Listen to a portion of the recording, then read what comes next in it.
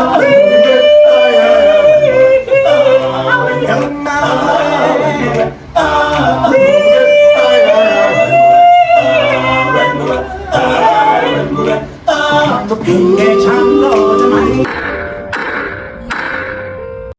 morning, good afternoon, and good evening, wherever you are around the world. This is Zebra Family Channel. Can you please watch this until the end? There's a message in this that you will get. Take your time and understand that this is what we are being fed in court that we have to believe. Let's watch this and see if we cannot come with a conclusion that something was manufactured somewhere. Let's watch.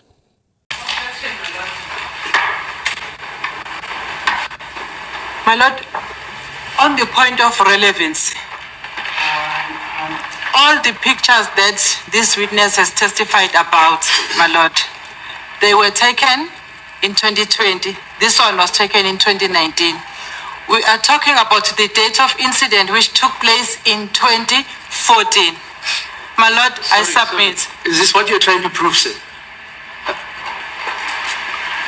My Lord, what I'm trying to prove is what I said at the beginning, that the person that is depicted on those pictures never had an O-shaped beard. Never. Whether it was 2014, 2013, 2020. Thank you, my Lord. Then if we're proving ever, I withdraw my objection. I thought we were on the relevant date, my Lord, of the incident. Is that so? Okay. If we're proving ever, then it's okay. Never. They've booked you into the Sheraton, eh? Hit B for the brush tool. We're just going to right click and make sure our hardness is set to 0. Okay. And then we're just going to change our brush size where we need it. So my keyboard shortcut to help you guys out here is holding Control and Option and then click and drag to make your brush larger and smaller. Okay. If you guys are on a PC, it's going to be Control, Alt, right click and drag. There we go. So what we want to do here is basically using our brush tool. I'm going to use a flow of about 20%. So you're going to hit Shift 2 to bring my flow up to 20% here. I'm going to hold Alt or Option to sample some of the colors in my subject's face. Now, before I start doing any painting, let's go ahead and take a look at this. So if I sample this color here, I'm just going to paint it right over here. We can see what that is. Sample this color, paint it over here. Sample this color, paint it over here. Okay, I'm just sampling different parts of this person's face, and you can see they're all pretty different colors. It has to do with the way the light is interacting with it. Some of it's reflecting some of the blue background. All of those different colors are still our subject's skin. So when we do this, we want to make sure we're continuously sampling our subject's skin, and that's going to help these end results look a lot more realistic. All right, so we don't need those swatches. Let's go ahead and get rid of them. I just wanted to show you that, it's important to continue sampling because skin color changes pretty vastly across a person's face, and especially with highlight and shadow. Okay, so what we're going to do is hit the B for the brush tool. I'm going to hold Alt or Option and sample our subject's skin, and then just start painting over it. And again, I'm using a flow of about 20%. Okay, so you can just hit Shift 2 on your keyboard to get to 20% flow. There we go. Now, if you guys are using a mouse or a trackpad, I would recommend using a lower flow, somewhere between 5 and 10%. There we go. And here you can see I'm just sampling and painting right over top of our subject's skin. And I know this is kind of looks crazy. It's like, really? I got to hand paint this person's face? This is the best way that I've found to do it because we don't really have information of what this person's face looks like under their hair, right? It's like, this is all we got. I can grab the color here and paint it in there, but I don't really have anything for my clone stamp tool or my spot healing brush tool. I don't have anything for those tools to sample. So grabbing just skin color is the best way that I've found to do this. There we go. And you can see we're just going to continue to blend it together and blend it together. Now we'll do a few different passes. I know that doesn't look exactly realistic just yet. I want to get, most of this kind of roughed in to start with. Okay, so we just want to remove most of the facial hair to start with. There we go. And then we're going to kind of come in and smooth it and do any highlight and shadow and things like that we need to do. to help everything look a little bit more realistic. There we go. Okay, looking pretty good. And we can see, yep, basically we're just painting a new face on the bottom of this person.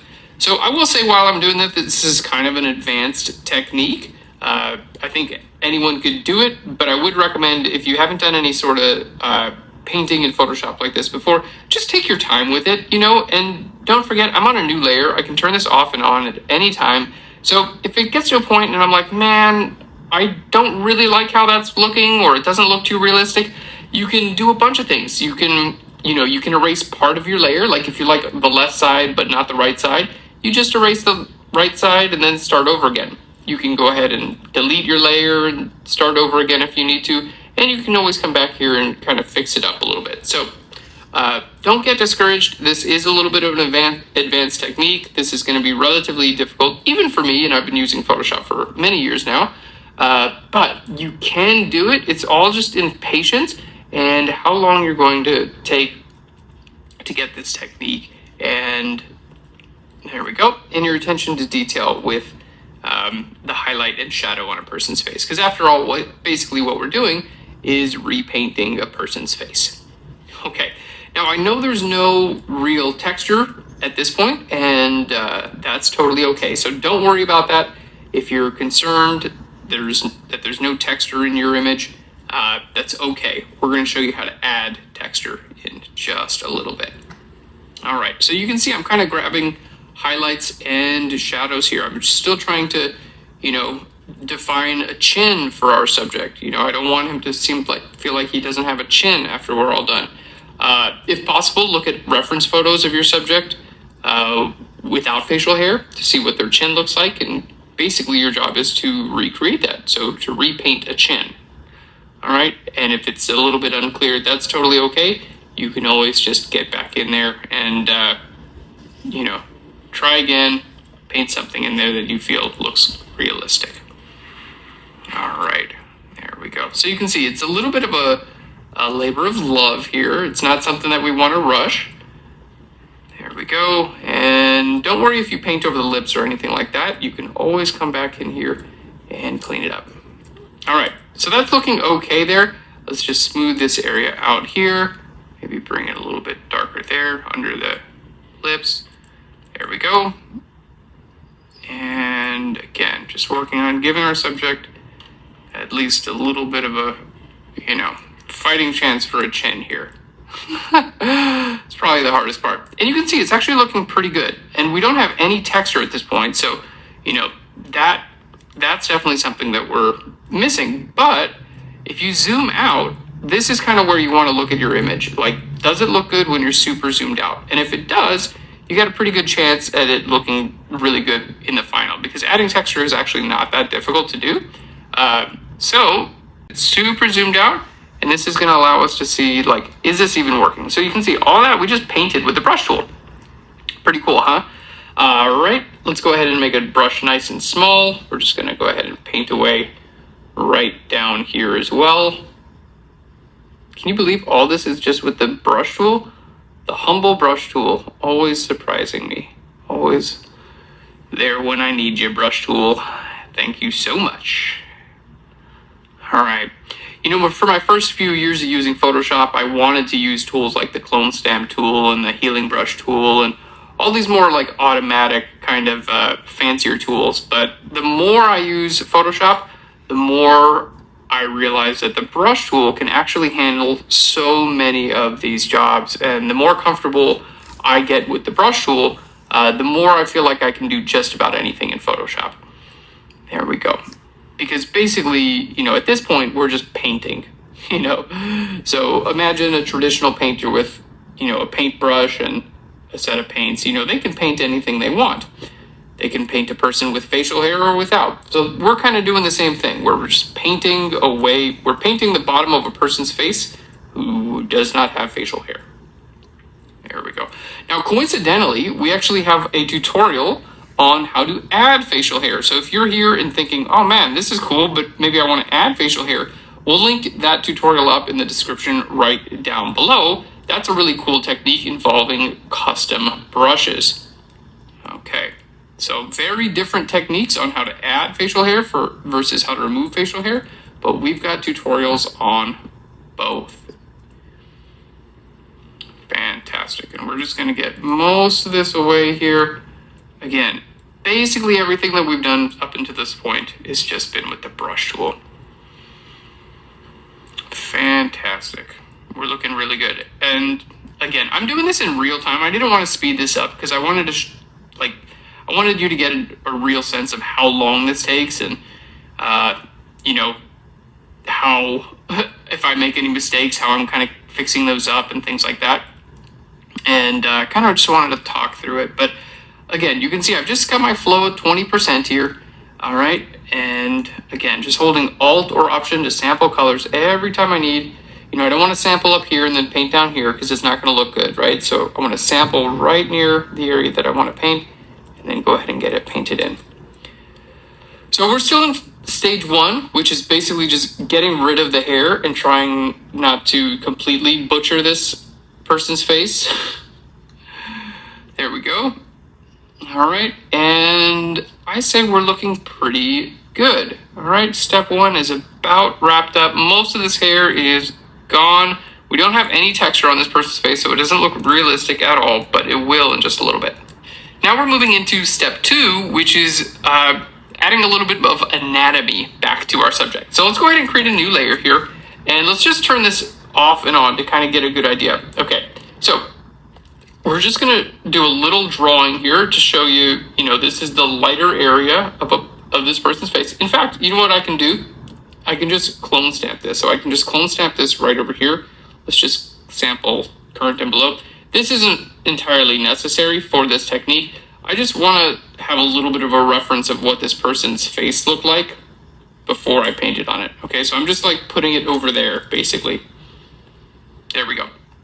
So now, when I want to paint this person's chin on, things like that, I can do so. And I can even sample colors from down here. All right, so we're just going to make this a little bit darker here. There we go. It's probably a little bit too dark, so I'm going to kind of sample a color right in between those. There we go. And kind of paint that down there. All right, and then we have a lighter color here.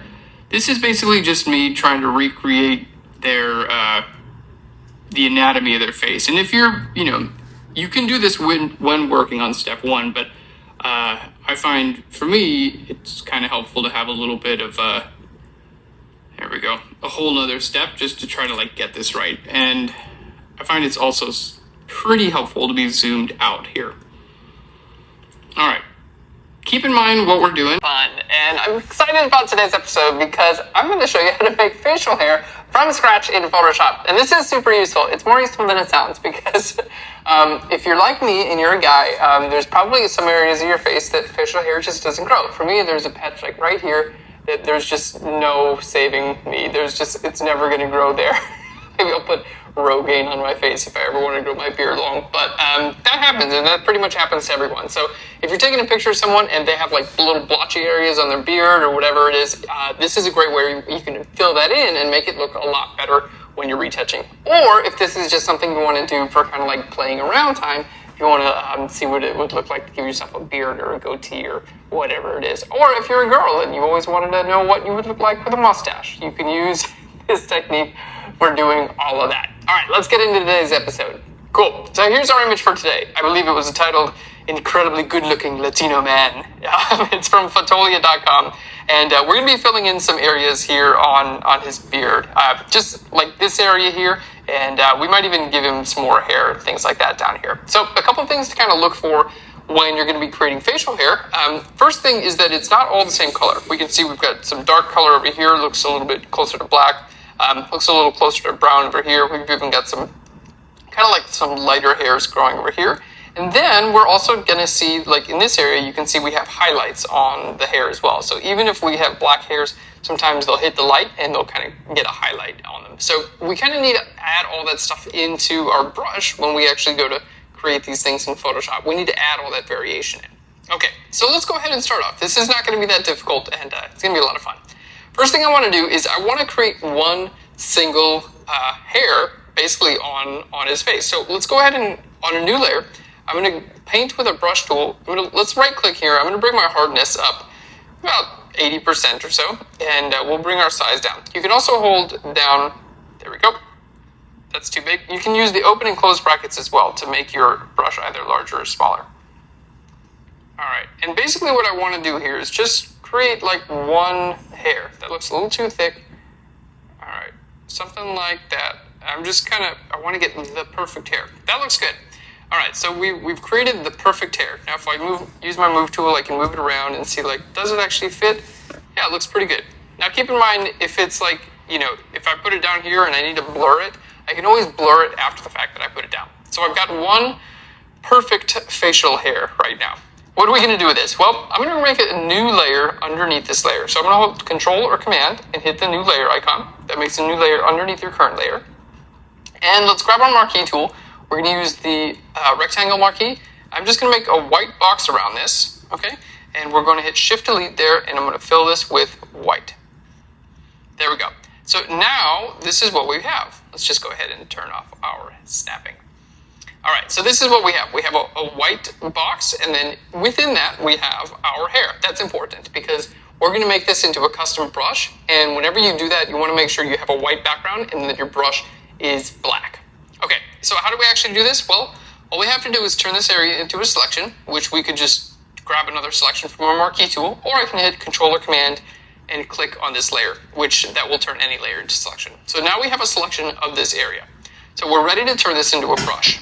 All right, all we have to do is go to Edit and then down here to Define Brush Preset. There we go. And we can see there's a little preview of it. It tells you the size. It's going to be 46 pixels. And we're just going to call this facial hair. All right, there we go. So let's deselect, and then now we're going to grab our brush tool, B for the brush tool, and it should automatically load up the last brush you just created. In this case, it's the facial hair brush. So let's create a new layer and see what's going on with this brush. So if I click a few times, we can see it creates my facial hair brush. If I click and drag, there we go. That's what our facial hair brush looks like. So that's how we create the shape of the brush. Next, we need to go into the brush preferences and really make it look like it's got the features of facial hair. So let's go ahead and delete all those layers. We don't need them anymore. We already have our brush. All right, on a new layer, and I'm going to do this over here, we're going to open up like a test environment. So right now, this is what the brush tool looks like. All right, if I go to Window and then down here to Brush, we're going to get this great brush menu. Now, in this brush menu, we have a ton of options, and I would really recommend spending some time kind of playing around in the brush menu because there's so many great things you can do here. First things we're going to do, I'm going to click on our shape dynamics. We're going to turn this on, and I'm going to turn my size jitter all the way up. What this is going to do is it's going to make some of these larger and some of these smaller. Okay? Next thing we're going to do is I'm going to take my angle jitter and we're going to turn this up as well. So this is going to make each one of these hairs is going to be at a different angle. Next, we're going to turn our roundness jitter up as well, and this is just going to add even more variation to these hairs. Because you can see, each one of these hairs is not going to be the exact same, right? Okay, looking good. So the next thing we want to do, I want to kind of scatter these around. Right now, like that hair doesn't actually grow like that, right? Let's turn our roundness jitter down a little bit. There we go. Hair doesn't actually grow like this. That's not realistic. So let's go ahead and turn on scattering, and I'm going to turn on both axes here. So that way, as I bring my scattering up, you can see what happens is my hair just kind of scatters around. Very cool. And we can change how much scattering we'd actually like. All right, let's go ahead and bring this up just a little bit more. We're looking good. So if I click and drag this down, that's what it looks like. And if I go to the right, that's what it looks like there. Okay, now the next thing we're going to do, I'm going to go back to our shape dynamics, and I'm going to turn where it says angle jitter. I'm going to take this control, and I'm going to put it to direction. The reason I'm going to do that is now, as I paint down, what you're going to see, let me just move this over here, you can see that the hair actually goes in the direction that I'm painting. If I go in this way, it's going to go in that direction. So basically, based on the direction of my brush, that's the way the hair is going to go. Now, right now, it's going perpendicular to my movement. But if I go to my brush tip shape, and I change this angle from 0 to 90, what's going to happen is it's going to go with the movement of my brush. So I'm able to define which direction the facial hair actually travels in. It's kind of cool. You could totally like make someone's name out of this. So now you can see I've got a lot more control than when I started out, right? I'm actually creating hair that like follows a path. Obviously, you can see I'm having fun with this. Okay, the next thing we're going to do is I'm going to turn on our transfer. So the reason we're doing this is because, let's go ahead and turn all this off. I want to make some of these hairs more visible and some of these hair less visible. All right, some of these hairs. Let's turn our opacity jitter up, and what this is going to do is basically just what we said. It's going to make some of the hair more visible, some of the hair less visible. So it's just going to look a little bit more realistic. Okay, and then we're almost done here. Bringing this down, I can also flip this hair around. So if I hit this X jitter, some of these hairs are going to be going, you can see all these are curving the same way, right? They're kind of have this same arc. Now, flipping this X jitter around, some of them are going to be curving one way and some of them are going to be curving the other way. And if I wanted to do the Y jitter, I can do that too. Okay, now that's a lot of hair. If you want even more hair, bring your spacing down. And what that's going to do is just put a ton of hair right there. If you want less hair, bring your spacing up. And that's going to give you less hair, something that's a little bit more realistic. All right, so now it looks like we're pretty much ready to start creating this hair. So probably not good just yet, probably not perfect, but I think we're on our way. Okay, so now what we want to do is start painting our hair. So on this layer, we're just going to start painting in right where we want our facial hair to show up. And you can see it should look pretty real. Now, you're going to have color variation and things like that in the hair. So what I would recommend doing is, because this is a brush tool, you can paint with any color you want. I mean, if I wanted to create like bright pink hair on this guy, I could do that. See, it's just a regular brush tool now. All right, I don't want to do that, but it is an option for you. Okay, so what I would recommend doing is grabbing a brush tool and then sampling a couple colors, okay? Sampling these colors from the existing hair that's already there. So you can see I've got like a dark brown right now. And this is just getting like some nice hair that's that dark brown color. All right, gives it a little bit more of that realistic look, so we don't have just one color facial hair, because that's not how facial hair grows. All right, let's see what we're doing over here. There we go. Paint some in over here. You know what? You can create new layers, and you can use blending modes as well. Like a multiply blending mode is going to make sure that this hair makes everything darker. All right, you can make some of these brushes, you could go a little bit smaller with your brush, or you can go larger with your brush too. Just don't go too large so you get something like that. There we go. And now let's choose our brush tool and grab another color. It's a little bit darker this time. All right, and you can see I'm painting downward because we have control over where our brush goes. Remember, it's going to follow the direction of my actual brush, right? So I'm painting downward. If I paint left or to the right, my brush is going to look like that. So if I want, the hair to look a little more realistic, I'm going to actually paint it in the direction that the hair should actually go. There we go. This is looking really good, actually. Not that I doubted that it would look good for a second, because I knew it would. But it looks good. There we go. All right, so you can see I'm just kind of painting in this facial hair wherever we want it. Now, if you wanted to paint in stubble, super easy. Just make your brush shape the size or the shape of stubble. So in this, we created the shape of our brush as one single hair. But if you wanted stubble, just make the brush shape look like stubble. All right, let's go ahead and group those layers, and let's take a look at the before and the after really quick. Pretty good. Now, we talked earlier about adding some color variation as well as adding some highlights into what's going on here in the actual facial hair. So let's go ahead and do that. We're going to open this group up, make a new layer in here, and then this time I'm just going to paint with, let's just paint with white. Why not? So I'm going to paint with white and just paint a couple of these hairs visible here. And what this does, you can see here, you don't even notice it until I turn the layer on and off. It just adds what looks like highlights on this hair. So it makes it look a lot more realistic, right? Rather than just having your dark hair. Or if you wanted someone to have gray hair, you just paint a lot of this in. It's like, oh, I'm getting old. My gray hair. All right, we won't do that. I'm having fun, obviously. Okay, so this is a great way to actually fill in facial hair. Now, let's say we wanted to actually make some facial hair that was, a little bit more, we want to sculpt now. Let's go back to our brush tool, and I'm going to bring our spacing down, so we're going to put more hairs per inch, HPI, into our brush, and now we can start kind of sculpting this around. There we go. I made up HPI, by the way. You probably figured that out, but just in case, I looked up HPI everywhere on the internet. I couldn't find any information about it. What's the deal? All right, there we go. So I'm just kind of grabbing some colors from the actual beard itself, and here we're painting in some of the facial hair. So you're gonna see, it's not gonna look real until we create a new layer above it, and then I paint with the highlight color over top of it. All right, let's just bring down our opacity a little bit. There we go. That looks good. You know what? I'm gonna bring up my spacing just a little bit because I don't need so many of the highlights in there. And there we go. That looks, see how much more real that looks? Just giving it a little bit more of that definition there. And I'm gonna erase that guy right down there.